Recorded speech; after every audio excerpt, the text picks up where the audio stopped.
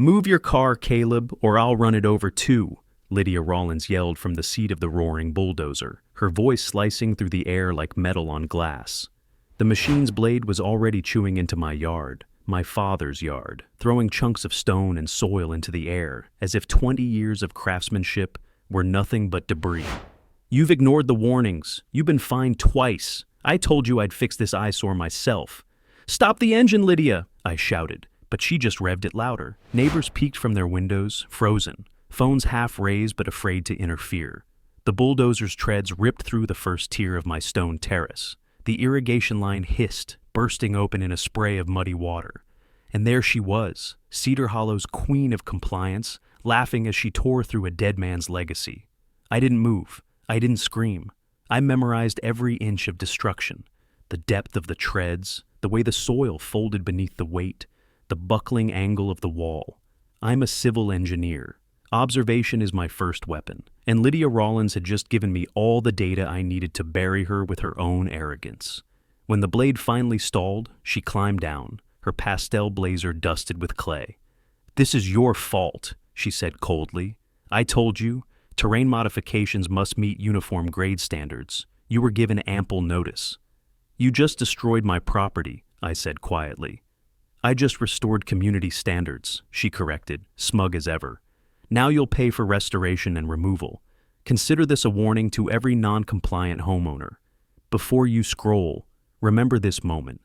Because that woman in the sunglasses and fake authority, she's the reason the ground opened up in front of 20 witnesses 3 weeks later. Subscribe now, because you're about to see what happens when an HOA bully learns that the dirt fights back. I'm Caleb Mercer, 38, civil engineer specializing in soil integrity and foundation stabilization. My father, Raymond, taught me how to read the land before I ever learned to read books. He built this yard himself, each stone laid to redirect runoff down the slope without erosion. His design wasn't vanity, it was preservation. Lydia saw it as defiance. After Dad died, I inherited the house and every fight he'd ever had with the HOA. Lydia had always hated this property, the curved stone terraces, the water channels, the fruit trees that broke her uniform grid of shrubs. "Your father's style disrupts cohesion," she once told me. Cohesion, her favorite word for control. 2 months ago, she fined me for soil grade variance. I sent her a certified report showing the drainage met state code and exceeded HOA standards. She ignored it. Then came violation letters, threats, and finally this, her personal crusade with heavy machinery. As she wiped her hands, I noticed the bulldozer's rental tag, still attached. She'd rented it herself. No permit, no contractor, no witness. "You'll regret this," I said evenly. "I doubt it," she replied, smirking. "People like you always bark until they realize I bite harder. Then I'll make sure the bite leaves a mark." Her confidence wavered, just slightly, before she turned away. "Clean this up," she called over her shoulder. "It's your mess now." The bulldozer rattled down the street, leaving trenches of crushed soil where wildflowers used to grow.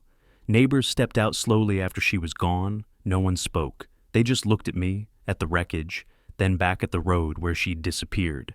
I crouched by the broken stonework. Beneath the dust, the soil was fractured but still firm, clay over compacted sand, a dangerous mix under heavy load, if not stabilized properly. Lydia's machine had barely held together on descent. I could see where the ground had shifted beneath its weight.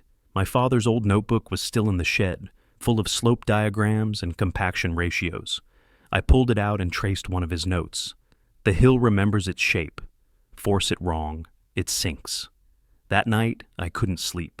Every noise outside sounded like the low growl of that engine, every shadow like her silhouette. But by dawn, the plan had already formed. I wasn't going to sue her. I wasn't going to yell. I was going to do what I do best, engineer reality. If Lydia wanted compliance, I'd give her perfect compliance. I'd rebuild according to every code, every clause, every line she'd ever cited, and beneath it, I'd design a lawful hidden cavity system, a compliance trench. Technically legal, structurally deceptive, because the next time she brought that bulldozer onto my property, she wouldn't be standing on solid ground. The morning after the bulldozer incident, Cedar Hollow Estates looked like a war zone wrapped in a smile. Lydia's newsletter had already hit inboxes by sunrise. Subject line, Community Pride and Restoration Update. Beneath a photo of her posing beside the same bulldozer that wrecked my yard, she wrote, "Sometimes tough leadership requires direct action." I didn't respond. I knew better than to fight her on her turf. Emails, gossip, and HOA politics. My battlefield was concrete and soil. From my porch, the damage was worse than I'd thought. The terrace wall had collapsed inward, splitting the irrigation trench my father built into muddy veins. Stones once arranged with surgical precision now lay scattered like broken teeth. The sun caught the torn earth, exposing the layers of clay, sand, and gravel beneath. My father's old design, raw and wounded. I crouched down and pressed my hand into the soil. The compaction was uneven where Lydia's tracks had passed. Her machine's weight had oversaturated the base layer, destabilizing the slope beneath the house. It wasn't just vandalism, it was negligence. That could lead to a landslide after one heavy rain. I pulled out my phone and took pictures, dozens of them. Depth measurements, displacement ratios, tire width impressions. This wasn't evidence of emotion, it was engineering evidence. She'd violated at least 3 sections of the community's grading ordinance and 2 of the county's erosion statutes. Before I could finish cataloging, I heard the sound of boots on gravel. Dennis Lowe, the maintenance contractor, stood at the gate holding his cap in both hands. "Caleb," he said quietly, eyes flicking toward the wreckage. "I didn't know she was actually going to do it. She rented that bulldozer herself, didn't she?" He hesitated, then nodded. "Called me last week, said she wanted to demonstrate compliance enforcement. I told her it was a bad idea, said you'd already submitted engineering reports. She told me to keep my opinions to myself if I wanted to stay employed. So you watched?" I tried to stop her, he said, shame creeping into his voice. "She said she had board authorization, but she didn't. No vote, no record. That was all I needed to hear." "Dennis," I said, "I don't blame you, but you need to stay out of sight for a few days. If she finds out you talked to me, she'll make you her next project." He nodded quickly, stepping back. "She already suspects, said she saw me near your property after she left, told me to keep quiet or she'd adjust my contract terms." I gave him a reassuring nod. "You didn't break anything, she did, and now she's going to pay for it." After he left, I sat on the porch steps and opened my father's old notebook again. The pages smelled faintly of oil and damp paper. Diagrams filled every corner, sketches of slope resistance angles, soil-bearing capacities, reinforcement patterns. One line near the middle caught my eye. "The secret to strength isn't hardness, it's flexibility beneath weight." That's when it hit me, the design I needed. If I rebuilt the terrace using modular gravel traps beneath the new stone surface, I could create a structure that met every HOA guideline for stability and drainage. But, with one specific exception, heavy machinery would destabilize it immediately. Not collapse completely, not destroy property, just reveal itself. The moment someone violated load restrictions, the surface would sink like a curtain dropping, a lawful trapdoor. By noon, I had sketched the first blueprint. The trench system would appear compliant, double reinforced retaining walls, legal slope ratios, certified foundation depth. But beneath the surface, the fill would be layered with hollow grid polymer casings designed for flood mitigation, perfectly safe for normal use. But under a bulldozer, the soil's compaction would shear, giving way to a slow, even subsidence, enough to trap a machine's wheels without endangering anyone. I'd call it adaptive drainage, testing. Lydia would call it a public humiliation. As I finalized the design, my phone buzzed again. This time, a voicemail from the HOA office. Lydia's voice, cheerful and poisonous. "Mr. Mercer, we've received your violation appeal and have determined your request for restoration funds is denied. You'll be billed for damages and regrading fees. Do be prompt with payment or we'll escalate." I replayed it once, smiling slightly at the confidence in her tone. She had no idea the ground under her was already shifting, literally and figuratively. By sunset, I'd rented excavation tools and ordered materials under my business license. The yard lights flicked on, bathing the broken earth in amber glow. It almost looked peaceful again, like it was waiting. I stood there a long time, tracing the soil lines with my boots, whispering the way my father used to when measuring grade levels. "Find the balance," he'd say, "and let the earth do the rest. Lydia thought she'd erased him, but soon, the same ground she tried to dominate would swallow her pride whole. By morning, word had spread. Half the neighborhood slowed their cars when they passed my property, pretending to check mailboxes, but really staring at the ruin. Lydia's version of the story had already hit the HOA group chat. According to her, I'd provoked a safety intervention by refusing landscape remediation orders. She'd painted herself as a savior of symmetry. I ignored it. Let her control the narrative for now. I was building something better than gossip. I was building proof. The reconstruction began before noon. The delivery truck dropped off gravel loads and concrete grid panels in my driveway, drawing more attention than I wanted. I could feel eyes from behind the blinds. People were curious but cautious. In Cedar Hollow, curiosity had consequences. As I rolled up my sleeves, I saw Dennis Lowe standing on the sidewalk, holding a clipboard. His uniform shirt was untucked, sweat stains at the collar. He wasn't there officially, just watching, head lowered like a man debating which side to choose. "You came anyway," I said, not looking up. He rubbed the back of his neck. "Yeah. Figured I should at least see what you're doing. She's on a tear. Told the board you're rebuilding illegally, said she'll inspect the site herself." "She's welcome to," I said. "I'm following her precious bylaws to the letter." Dennis stepped closer, eyes tracing the open trench where I'd already removed the collapsed stonework. "You're going to file a civil claim, right? What she did was vandalism." "I'll do better than that," I replied. "I'll make her show everyone what she did herself." He frowned. "How?" "By doing exactly what she expects, rebuilding perfectly, publicly, and legally."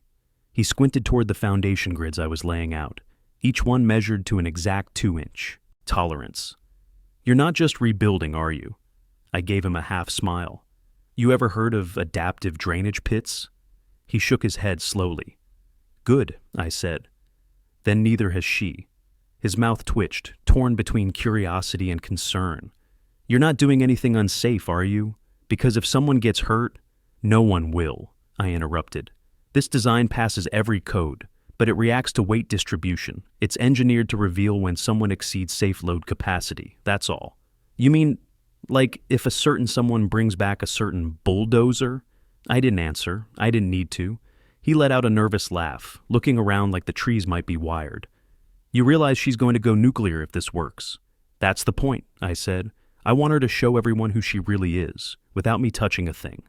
He watched me lower the polymer grid into the trench. The hollow cells caught the light like honeycomb, beautiful and precise.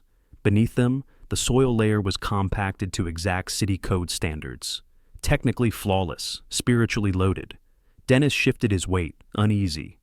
"You know, she told the maintenance crew yesterday that you were unstable, said you've been threatening board members." "Good," I said. "Let her think I'm emotional. It'll make what happens next look like an accident."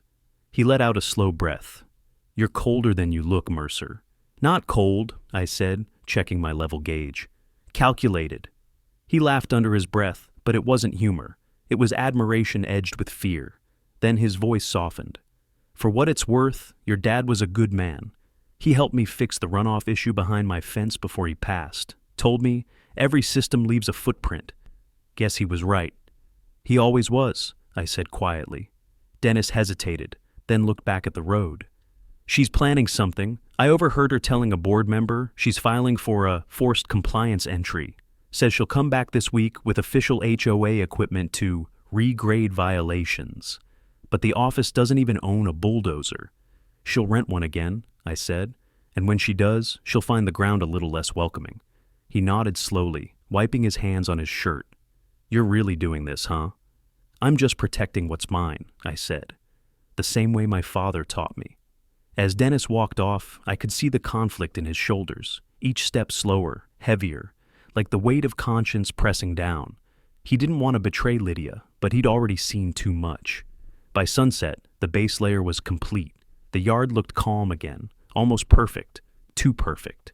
To anyone passing by, it was just a restoration project, level, uniform, compliant. But beneath that surface, an engineered secret waited patiently.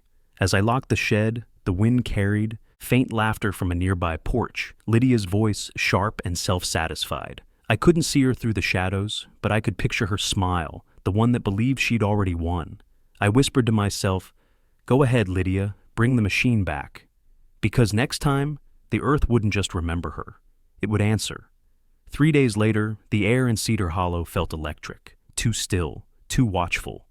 Lydia's silence was the kind that came before a storm. She hadn't called, emailed, or sent a notice, which meant she was planning something off record again. That's how she operated. Quiet scheming, dressed in legality. By mid-morning, I heard the first sign of it. The familiar grind of machinery somewhere beyond the ridge. My pulse quickened. I set down my coffee, walked to the porch, and listened. The sound was heavier than a maintenance truck, a diesel engine. Slow, deliberate, directional. Then I saw it. Another bulldozer, newer, larger, creeping around the corner like a beast on a leash.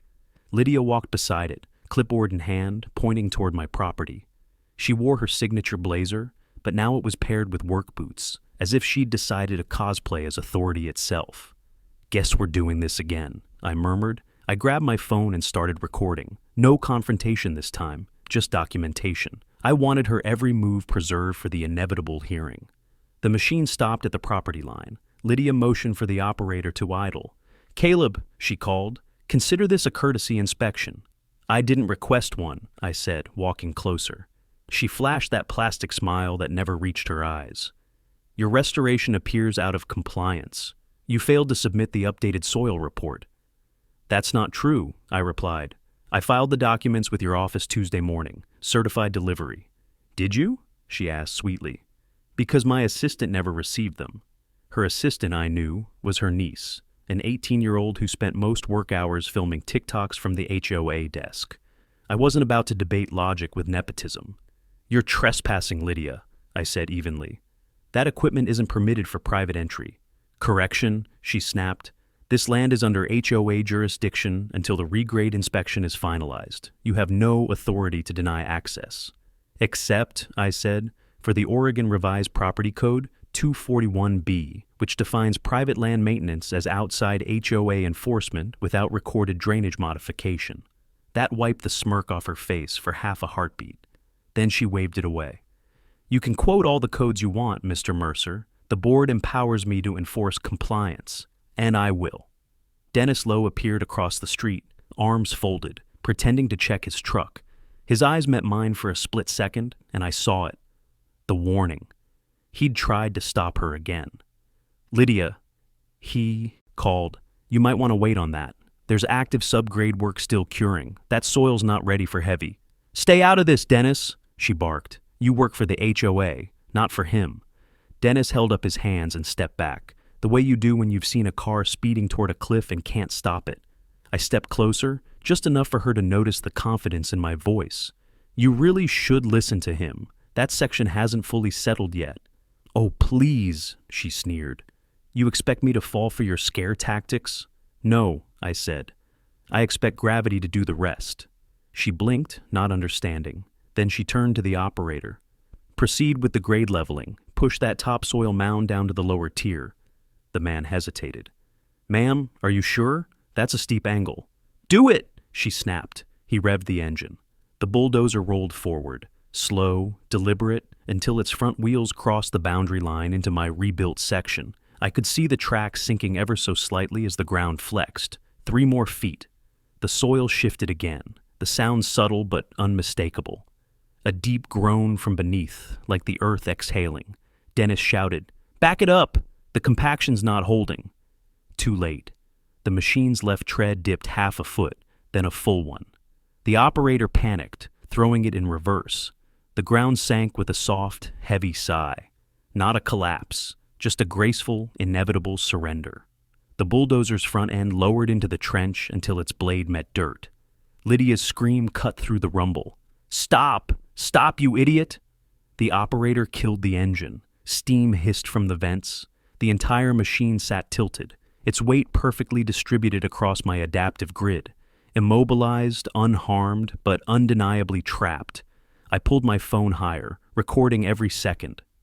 "There's your compliance test," I said calmly. Lydia spun toward me, face flushed red. "You planned this." "I followed the code," I replied. "Every inch of that soil is within regulation." "You'll pay for this," she hissed. I smiled. You're right about that part, but not the way you think. She stormed off toward her SUV, shouting something into her phone, probably damage control before the board got wind of what she'd done. Dennis crossed the street, shaking his head.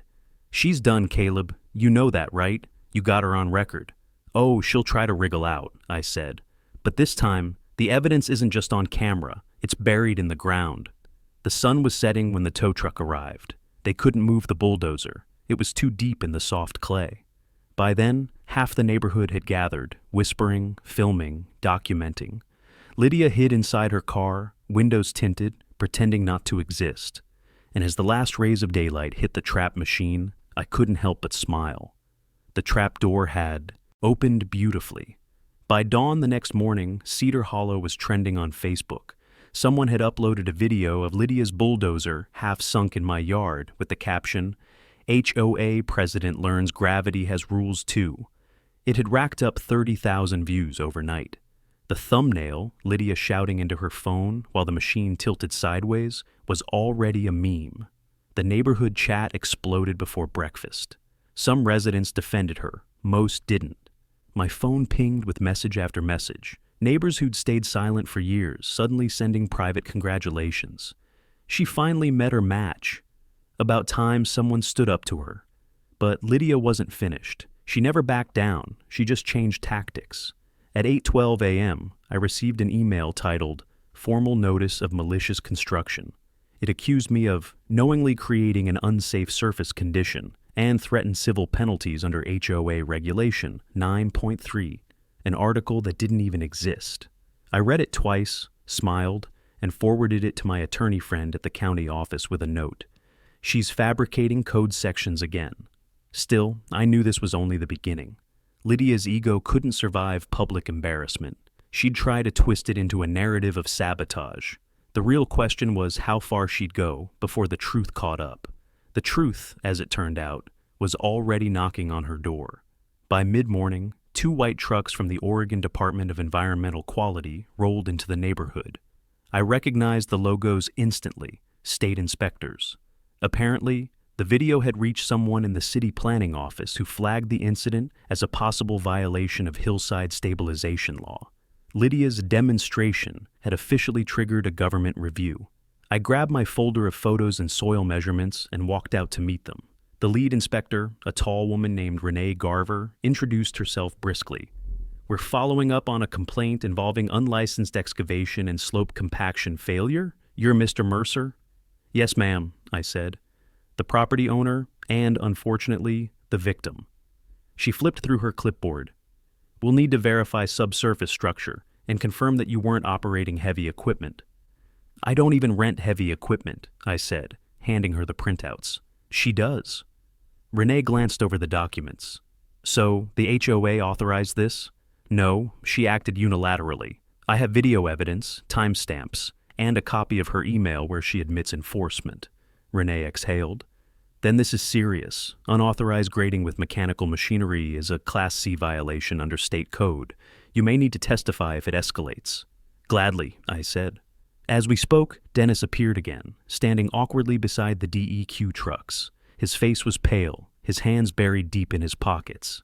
"They asked me to meet them here," he said softly. "Lydia told them I supervised the dig. I didn't." I watched him struggle with the words. His eyes darted to Renee, then to me, then back to the ground. "Dennis," I said gently, "you don't need to protect her anymore. You saw what happened. Tell the truth, and you'll be fine." He swallowed hard.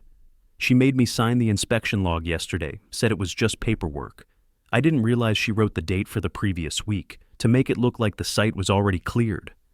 Renee's pen paused over her notepad. "Falsifying inspection documentation," she said flatly. "That's another violation." Dennis nodded miserably. "I'm sorry, Caleb. I should have come to you sooner." I put a hand on his shoulder. "You just did." The inspectors got to work immediately, drilling shallow cores from the trap bulldozer site. They confirmed what I'd already calculated. The soil was stable up to the legal load threshold.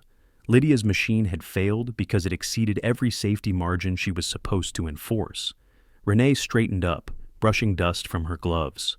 "Mr. Mercer, your design meets code. Frankly, it's impressive work. Appreciate that, I said. My father taught me the old way. Let the ground speak for itself. She smiled faintly. Well, it just gave your HOA president a very public physics lesson. The DEQ trucks pulled away an hour later, leaving Lydia's bulldozer still embedded like a monument to her arrogance. By afternoon, official notices were taped to her door. Pending investigation, property violation, do not tamper. From across the street, I watched her tear one down, crumple it, and fling it toward the trash bins. She saw me watching and yelled, "You think you've won? You've embarrassed this entire community." I didn't raise my voice. "No, Lydia, you did that yourself." Her jaw tightened. "I'll fix this. I'll fix you." I just nodded toward the torn ground beneath her feet. "Be careful where you step." That night, as I reviewed the footage, I noticed something new. People gathering near the fence line, talking openly for once. The fear that had kept everyone silent for years was starting to crack. The bulldozer hadn't just sunk into the soil, it had fractured her authority. But I knew her too well to think it was over. Pride like hers doesn't die. It digs. And Lydia Rollins wasn't done digging yet. By the next morning, the smell of diesel and embarrassment still hung in the air. The bulldozer hadn't been moved. Its wheels were still half swallowed by the trench, a gleaming metal reminder that the ground doesn't negotiate. Every passerby slowed down, stared, and whispered. Some took pictures. Lydia's empire was rotting in the open, and she knew it. Her SUV appeared at 9 a.m., sharp. She parked across from my property, stepped out in a crisp white blazer, and put on that mask of authority she wore, like armor. This time, she wasn't alone. 2 men in suits followed, clipboard guys, her damage control team. I leaned on my fence as they approached. "New recruits?" I asked. "Legal counsel," she said curtly. "You've committed entrapment and malicious property sabotage. These gentlemen are here to assess damages and prepare litigation." "Perfect," I said. "You'll want to include Section 14A of the HOA Charter, the part that forbids mechanical excavation without permit. That'll save the court some time." Her jaw tightened, but she ignored the jab. One of the men crouched by the bulldozer, snapping photos. The other began measuring the depth of the trench with a metal rod. "Notice anything unusual?" I asked. The first man looked up. "Soil displacement is symmetrical. There's no sign of collapse or tampering." I smiled. "That's because it's engineered properly." Lydia crossed her arms. "You're not helping your case, Mr. Mercer." "Oh, I think I am," I said. "Because when your bulldozer exceeded standard residential load capacity and compromised structural grade, it revealed a safety violation you should have known about. The system behaved exactly as it was designed to, preventing damage." The taller lawyer frowned. "Are you saying you intentionally built a subsurface structure designed to fail?" "I built a drainage foundation designed to react," I corrected. "Every inch was filed under the same compliance Lydia's been preaching. If her actions caused the result, that's on her oversight, not my soil." For a moment, there was silence. Even the wind seemed to pause. Lydia's hands clenched at her sides. "This is harassment," she snapped finally. "You're manipulating the board, the community, everyone. I'm showing them what accountability looks like." She turned to her lawyers, her tone clipped. "We're done here. Get the tow service. I want this removed today." "Ma'am," one said carefully, "we'd advise waiting until the inspectors finish their report. The machine's partially embedded in a regulated slope. Moving it could—" "Do it!" she barked. "Now!" They hesitated, but left to make the call. I watched them go, the corners of my mouth twitching. Lydia's arrogance wasn't just self-destructive, it was procedural suicide. The state investigation hadn't even finished, and she was about to tamper with evidence. As she turned back toward her car, Dennis appeared at the corner, walking fast, face pale. He glanced at me, then at her. "You can't move that dozer," he said. "It's part of an active report." Lydia whirled on him. "You're suspended, Dennis. I told you to stay away from this property." "You can't suspend me for following state orders," he said, voice shaking. "They called me this morning, said anyone touching the site before clearance could be charged with obstruction." Her eyes blazed. "You little—" "That's enough," I said sharply, stepping between them. "He's right, Lydia, and every word of this is on camera." Her lips trembled as she tried to reassemble her composure. "You think you're untouchable, don't you? Just because you've got your fancy degree and a dead father's name carved into some rocks? That one hit low. She knew it would. I took a step closer. You've broken laws, endangered property, falsified inspection records, and weaponized fear. And now, you're losing. That's what this is about, Lydia. You can't stand losing. She didn't reply, just turned, fast and furious, her heels striking the pavement like gunshots. Dennis exhaled shakily beside me. You realize she's going to dig up everything she can now. Old permits, invoices, anything. Good, I said. The more she digs, the deeper she'll go. That afternoon, the DEQ returned with a full crew. They fenced off the area and set up survey equipment. Lydia stood across the street, seething as they took readings. When the lead inspector declared the soil and drainage fully compliant with all current regulations, the neighborhood erupted in quiet satisfaction. The next day, her lawyers withdrew, not because of cost, but because she'd become radioactive. No one wanted to represent a case already dead in the ground. By sunset, the bulldozer still sat there, a perfect monument to cause and effect. Children on bikes stopped to look at it. One of them whispered to his friend, "That's the HOA ladies, right?" The other nodded. My dad said she messed with the wrong guy. I couldn't help but laugh. From my porch, I looked down at the machine gleaming under the fading light. Its weight had carved a pattern into the soil, a clean, geometric impression. My father would have called it poetic. The trapdoor hadn't just worked, it had spoken. It said, "Respect the ground," or "It'll remind you who's really in charge." 2 days after the bulldozer incident went viral, the HOA board called an emergency session. They didn't invite me, but they might as well have. I could hear the shouting from my front yard. Lydia's voice carried like feedback through an old speaker, shrill, cracking, desperate. "You're all cowards," she yelled. "He set me up. He engineered that collapse." I stayed outside, pruning what was left of my father's rose bushes. The rhythm calmed me. The scent of soil and steel still lingered, but the neighborhood itself had changed. People weren't hiding anymore. They waved, they smiled. Some even walked up and said things Lydia would have fined them for last month, like "beautiful yard." By evening, Dennis came by again. He looked different, tired, older, but also lighter, like someone finally done holding secrets. He stopped at the gate, hesitating. "You got a minute?" "Always," I said, setting down my shears. He stepped closer, eyes darting toward Lydia's darkened windows across the street. "She's losing it, Caleb, completely. The board's split down the middle. Half of them want her gone. The other half are too scared to vote. She called me in again today. Wanted me to rewrite a maintenance log to show the bulldozer incident was an equipment malfunction." I felt my jaw tighten. "Did you?" He shook his head. "No, I quit instead." That stopped me cold. "You quit the HOA?" "I told her I'm done cleaning up her messes," he said quietly. "She threatened to blacklist me from local contracts. Said she'd ruin my name." He swallowed hard.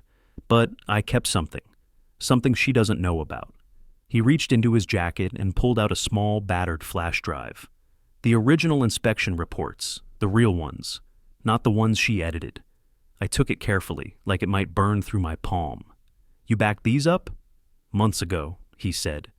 After she started doctoring reports, I thought maybe I was being paranoid, but when I saw that bulldozer sink, I knew I couldn't keep pretending. "What's on here?" I asked. "Everything," he said. Soil reports, drainage revisions, even emails she sent to the board instructing them to approve fake compliance forms. She's been diverting funds from the HOA maintenance budget to pay for her private consulting projects, the same ones that wrecked half the eastern lots last winter. I stared at the flash drive, feeling the weight of it. "Dennis, do you realize what this means?" He nodded grimly. "It means she's not just a bully, she's been committing fraud." I motioned him inside. "We need to back this up and get it to someone who can act on it." He hesitated. "If this gets traced back to me—" "It won't," I said. "We'll anonymize it, send it through the city's whistleblower line. You'll be protected under contractor immunity. I'll handle the legal side." Dennis sank into a chair, exhaling hard. "You ever notice she never actually breaks the law in daylight? Everything she does happens between meetings, off record, like she's allergic to witnesses. That's why she hates cameras unless she's behind them," I said. Control isn't a preference for her, it's oxygen. He rubbed his face. You're calm about this. Too calm. I'm used to unstable structures, I said.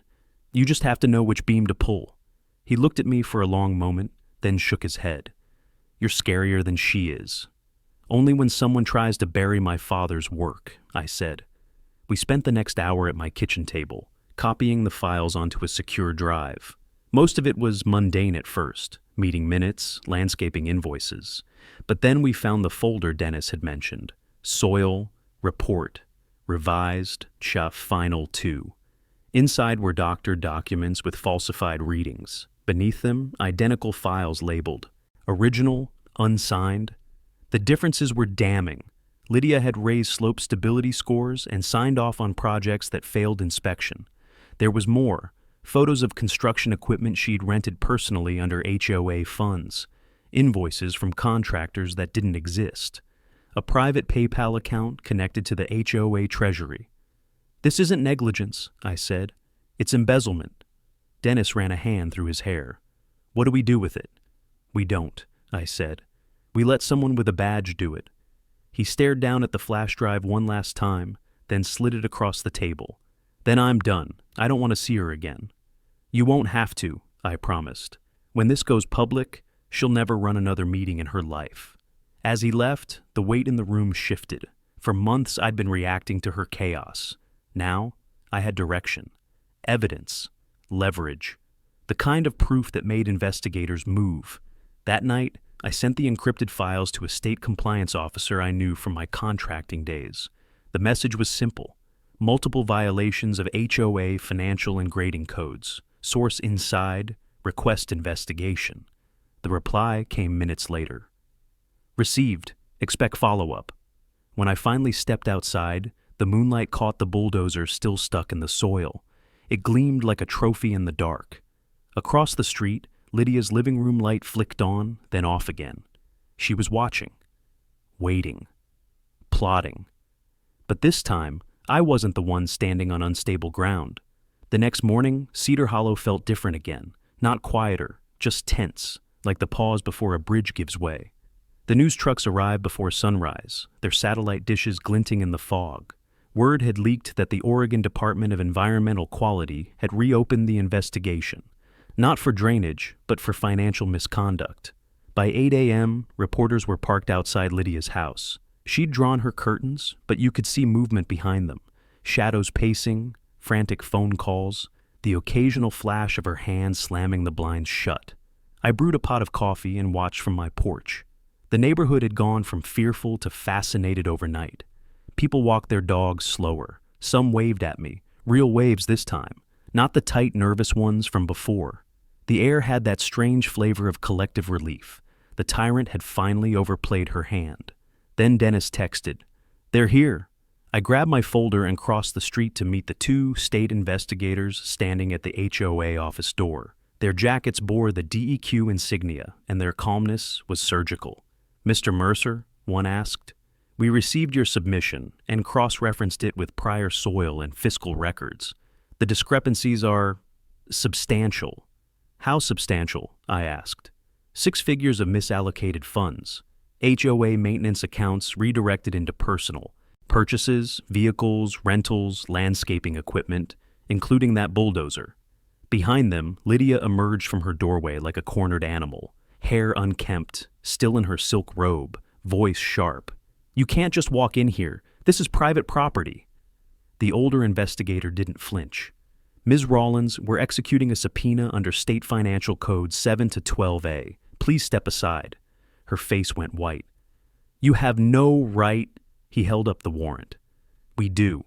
She froze, trembling, then crossed her arms like she was trying to hold herself together. Dennis stood nearby, watching it all with his cap in his hands. He looked guilty for being there, but something like peace flickered in his expression when he met my eyes. The investigators entered the HOA office. I followed, staying near the back wall. Lydia's once immaculate workspace was chaos, papers everywhere, spilled coffee on files, a cracked photo frame on the desk showing her shaking hands with the mayor from 2 years ago. One agent opened her filing cabinet. Inside were folders labeled drainage assessments, budget forecasts, and one marked personal. He flipped it open, and the first thing visible was a receipt from a heavy equipment rental service for the exact bulldozer still trapped in my yard, paid with HOA funds. The second investigator whistled softly. She didn't even try to hide it. Lydia lunged forward. That's private. The agent held up a hand. Ma'am, you'll have your chance to explain. For now, step back. Her voice cracked. He did this. He planned this entire thing. She pointed at me, eyes burning. You think he's some hero? He's a manipulator. He set me up with that trench. He knew the soil would collapse. The agent turned to me. Mr. Mercer, would you like to respond? I met her eyes. I filed every engineering plan through the county office. She had copies. She ignored all of them. The older investigator nodded. We have already verified that. His filings match county archives exactly. Yours don't. Lydia's lips parted, but no sound came out. It was over. Outside, a small crowd had gathered, neighbors with phones raised, watching the spectacle unfold. When the agents carried boxes of documents out to their vehicle, you could hear the murmurs ripple through the crowd like wind through leaves. She used our fees for that? All those fines were fake? She really thought she'd get away with it. Lydia stood on her porch, trembling. You're all ungrateful, she shouted. I kept this place beautiful. I kept you safe. A neighbor, Mrs. Langley, stepped forward from the crowd. Her voice was calm but cold. You kept us scared. The agents loaded the last box into the truck. One of them handed Lydia a formal notice. You'll be contacted by the Attorney General's office within 72 hours. Do not leave the state. Then they left. Her standing there, robe whipping in the wind, her authority stripped to silence. Dennis approached quietly. They found her secondary account, he said. The one she paid contractors from. Turns out she was billing residents for fake repairs and pocketing the difference. I nodded slowly. Then she buried herself deeper than I thought.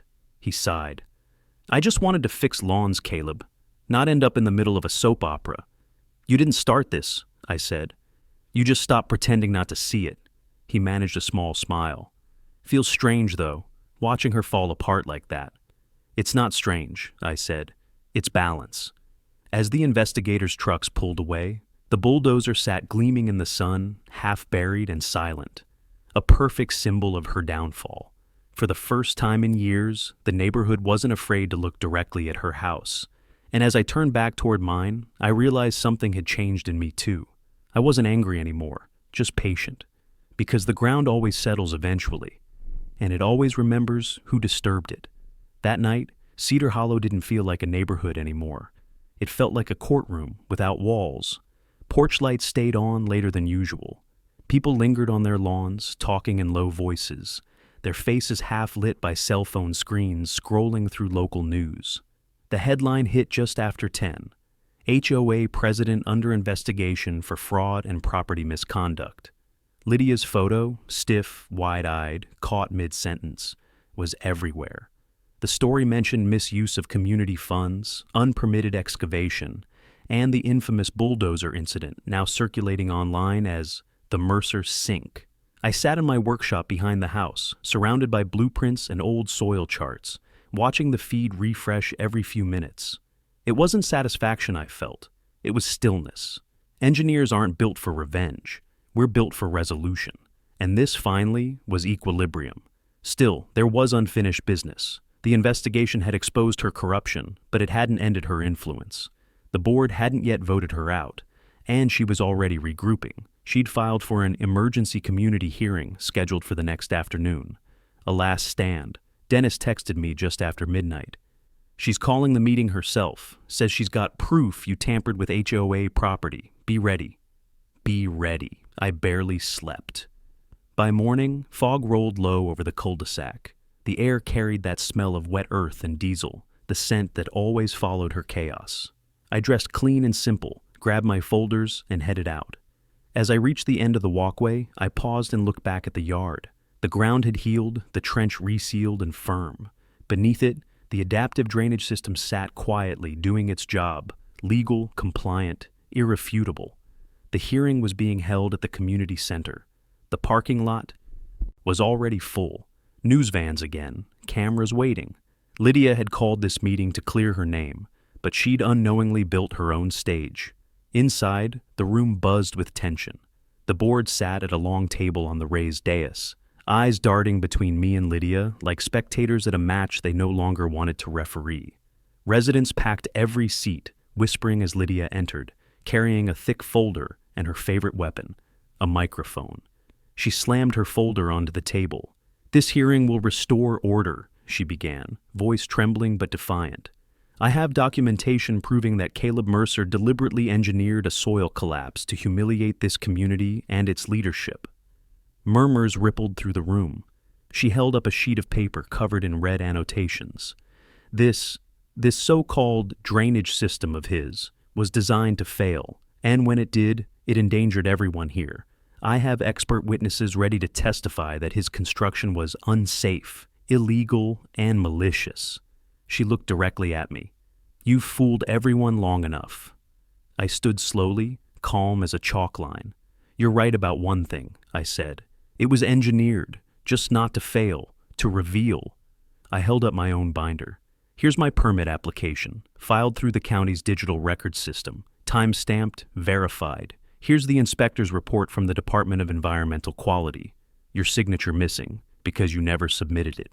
Renee, the lead investigator, had arrived quietly in the back. Now she stepped forward. "Everything Mr. Mercer just said is confirmed.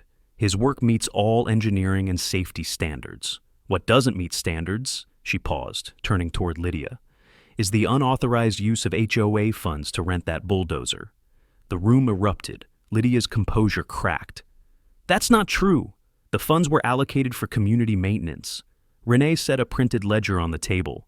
"Allocated to a shell company, Rollins Consulting, registered under your home address. Every payment routed through your personal account."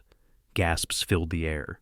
Dennis stood up from the audience, his voice shaking but strong. "I can confirm that.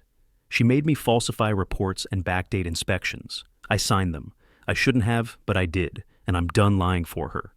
Lydia turned on him, voice breaking. "You coward! After everything you made me do," he said. The silence that followed was heavier than noise. Lydia stood trembling, her folder slipping from her hands. Papers spilled across the floor like ash. Renee spoke again. "Ms. Rollins, you're under formal suspension, pending legal review. You're ordered to vacate your office and cease all communication with board members until the Attorney General concludes their inquiry." The crowd began to clap, quietly at first, then louder, rolling through the room like rain. Lydia looked around, eyes wide, desperate for control that no longer existed. "You can't do this! I built this community." I stepped closer to the podium, meeting her gaze one last time. "No, Lydia, you buried it. I just dug it back up." She froze, then turned and stormed out, camera flashes chasing her into the parking lot. For a long time, no one spoke. Then Mrs. Langley from 2 rows back said softly, "About time someone stood their ground." I smiled faintly at the choice of words. The board adjourned the meeting shortly after. Outside, neighbors gathered around me, not whispering, not afraid. They asked about rebuilding, about transparency, about starting over. The sun finally broke through the fog, landing across the yard where Lydia's bulldozer had once sunk. The ground glowed gold, solid again, unmoving. Balance restored. The following evening, the community center parking lot overflowed. News had traveled fast. Lydia Rollins' suspension wasn't the end. It was the beginning of something bigger. The HOA board had called a public vote, the first open meeting in Cedar Hollow's history. For years, these gatherings had been closed-door affairs, rubber stamps for Lydia's whims. Tonight, every seat was filled, every eye was alert, every camera recording. I stood in the back row, arms crossed, watching the same podium where she used to issue fines like royal decrees. The banner behind it read, "Emergency HOA Reformation Meeting." Irony had never been so satisfying. The board looked nervous. Without Lydia's domineering presence, they were exposed. Middle-aged professionals suddenly realizing they might be next in line for accountability. The treasurer, Mr. Parsons, cleared his throat into the microphone.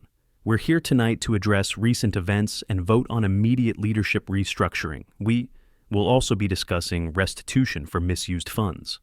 The room buzzed. For once, people weren't afraid to speak. A woman near the front raised her hand. How much did she steal? Parsons shifted in his seat. Preliminary audit shows, somewhere between $140,000 and $180,000. Gasps rippled through the crowd. Someone muttered, "That's our dues?" And another shouted, "And our trust." Parsons nodded weakly. "We understand, and we intend to make this right. But tonight's first order of business is a formal motion to remove Ms. Rawlins from the board and bar her from future HOA involvement." The motion was met with unanimous applause. I couldn't help but smile. Lydia's empire was collapsing, and it wasn't because I'd fought harder. It was because I'd forced her to reveal herself. The side doors opened suddenly, and every head turned. Lydia walked in. No sunglasses, no clipboard, just fury barely disguised under a brittle grin. She'd put herself back together, at least superficially, wearing a navy suit and a defiant posture. Her arrival sucked the air out of the room. "I see democracy's alive and well," she said, her voice dripping with venom. "I wasn't invited to this witch hunt, but I thought I'd attend my own execution." Parsons paled. "Ms. Rawlins, you're under suspension pending legal." "Pending nothing," she cut in. "You think you can erase me with a vote? You forget who built this place, who kept it running when half of you were too lazy to read your own bylaws." People murmured, uneasy. I saw fear flicker in a few faces, old habits of submission trying to resurface. That's when I stepped forward. "Lydia," I said evenly, "we all know you built something here, just not what you think. You built a system where fear looked like order, where neighbors avoided each other instead of helping each other. That ends tonight." Her eyes narrowed. "You're enjoying this, aren't you?" "Not really," I said. "Engineers don't enjoy collapse. We just know when it's inevitable." Laughter rippled through the crowd. She flushed red. "Everything you did was about control," I continued. "But you forgot one rule. Control doesn't last when the foundation's rotten. The ground always gives." Lydia tried to speak, but the treasurer's gavel struck the table. "That's enough, Ms. Rawlins. The motion stands." He raised his hand. "All in favor of immediate removal?" Dozens of hands shot up. Neighbors, retirees, young families, all the people she'd pushed around for years. Not one hand stayed down. Parsons banged the gavel again. "Motion carried." It was over.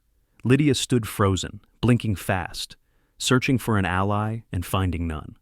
Her voice came out small, almost childlike. "You can't do this to me." "Yes, we can," Mrs. Langley said from the front row.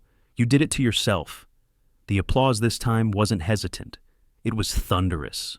People stood, cheering, clapping, shouting things they had once whispered. Lydia backed away from the podium, eyes glassy, clutching her binder like a shield. Then she turned toward me. "You think you've won, Mercer? Wait until the lawsuits start. You can't bury me." I met her gaze steadily. "You're already buried. The ground just hasn't settled yet." She spun and stormed out, slamming the door hard enough to shake the room. When the noise faded, Parsons looked out over the crowd. "Next item on the agenda, appointing an interim board president. Nominations?" Someone from the back shouted my name, then another, and another. I raised a hand, shaking my head. I didn't do this to lead. I did it so no one else would have to be scared to live on their own property. Mrs. Langley smiled. "That's exactly why you should." The motion passed before I could refuse. Just like that, I was president of the HOA I'd spent a year fighting. After the meeting, people approached me one by one, shaking hands, thanking me, telling stories of fines and threats they had endured in silence. By the time the hall emptied, the tension that had gripped this place for years had finally broken. Outside, I looked up at the hillside, where my father's stonework caught the moonlight. The earth was calm again, balanced, solid. For the first time since this began, Cedar Hollow belonged to its residents, not its rules. 2 days after the vote, Cedar Hollow had turned into something I'd never seen before, alive. Neighbors I'd barely known were talking in driveways again. Kids rode their bikes past the community center without glancing over their shoulders. For the first time in years, the air felt like freedom instead of tension. But Lydia wasn't gone. The county hearing over her violations had been scheduled for that afternoon, and the notice said it was open to the public. By noon, nearly the entire neighborhood gathered outside the courthouse steps. The crowd stretched from the flagpole to the parking lot, Reporters, residents, even contractors she'd stiffed. Dennis stood beside me, hands in his pockets. "You think she'll show?" "She has to," I said. "Her lawyer can't spin the evidence from the DEQ report. They've got her signatures on everything." He snorted. Never stopped her from trying before. At 1 o'clock sharp, the courthouse doors opened and Lydia stepped out onto the landing. She was flanked by 2 attorneys, her composure paper thin but intact. The crowd went dead quiet. Cameras flashed. You could hear the shutters click like raindrops. She looked smaller than she used to. Not physically, but in presence. The kind of person who'd once filled every room with noise, but now couldn't even fill her own shadow. "Thank you for coming," she began, clutching a prepared statement. "I have been wrongfully accused of actions taken entirely within my duties as HOA president. The recent allegations—" A voice from the crowd cut her off. "You stole from us, Lydia." She flinched but forced a brittle smile. "That's an exaggeration perpetuated by misinformation and malicious neighbors. I intend to prove my innocence through the proper legal channels." The murmurs grew louder, angrier. Another resident shouted, "You destroyed his yard." Someone else yelled, "You bullied half this town." Lydia raised her voice over them. "I maintained order. I upheld standards when no one else would. You think chaos is freedom, but I was protecting your investments, your homes." That was her mistake. The words, "protecting your investments," lit a spark in the crowd. They had heard it too many times. Every fine, every threat, every letter had come with that same justification. I stepped forward then, walking up the courthouse steps until I stood just below her. Reporters turned their cameras toward me. Lydia froze, her knuckles white around the paper. "Protecting our investments," I said, loud enough for everyone to hear. "You mean bulldozing them. You used our money to fund your ego, Lydia. You called it protection. I call it demolition." The crowd erupted in cheers and shouts of agreement. Her eyes flashed. "You engineered that trap, Mercer. You humiliated me." "You humiliated yourself," I said evenly. "You drove a rented bulldozer through private property, falsified documents, and diverted funds. The ground didn't collapse because I built it wrong. It collapsed because you broke every rule you pretended to enforce." One of the reporters leaned forward with his mic. "Mr. Mercer, is it true you're now serving as interim HOA president?" "Yes," I said. "And my first act was opening every ledger, every fine, every so-called compliance order she issued. Half of them were fabricated. The rest were selective harassment." Gasps and mutters rippled through the crowd. Lydia's voice cracked. "You don't understand the responsibility that came with my position. I had to make hard choices. Hard choices don't come with stolen funds," I interrupted. "They come with accountability, something you never learned." Her mask finally slipped. "You think you're better than me because you hide behind your degrees and your dead father's stones? You're nothing without me to fight against." That did it. The crowd turned on her completely. Residents shouted back, "We were never yours to rule. You ruined this place. You don't speak for us." She looked around, desperate, pleading for someone, anyone, to defend her. But even the board members who'd once stood beside her lowered their heads. Then Mrs. Langley stepped forward, leaning on her cane. "You fined me $200 because my rose bushes weren't symmetrical," she said. "Do you know what that did to me? It made me ashamed of my own garden. My husband planted those before he died. You made me feel like they were a crime." The crowd went silent again. Lydia's lips trembled, but she said nothing. Mrs. Langley turned to me. "Thank you, Mr. Mercer, for giving us back our voices." That was when the courthouse doors opened again. Renee from the DEQ stepped out, holding a folder. "The hearing is concluded," she announced. "The court has determined that Ms. Rawlins is responsible for multiple violations of state property and fiscal codes. Restitution and community reimbursements will follow pending sentencing." A roar of applause erupted. Reporters surged forward. Lydia covered her face with one hand as flashes exploded around her. She stumbled back, trying to push through the crowd, but the same people she once ruled now closed in, demanding answers she couldn't give. I watched her go, shaken, surrounded, small, not angry anymore, just finished. Dennis leaned toward me. "You think she'll ever come back?" "No," I said quietly.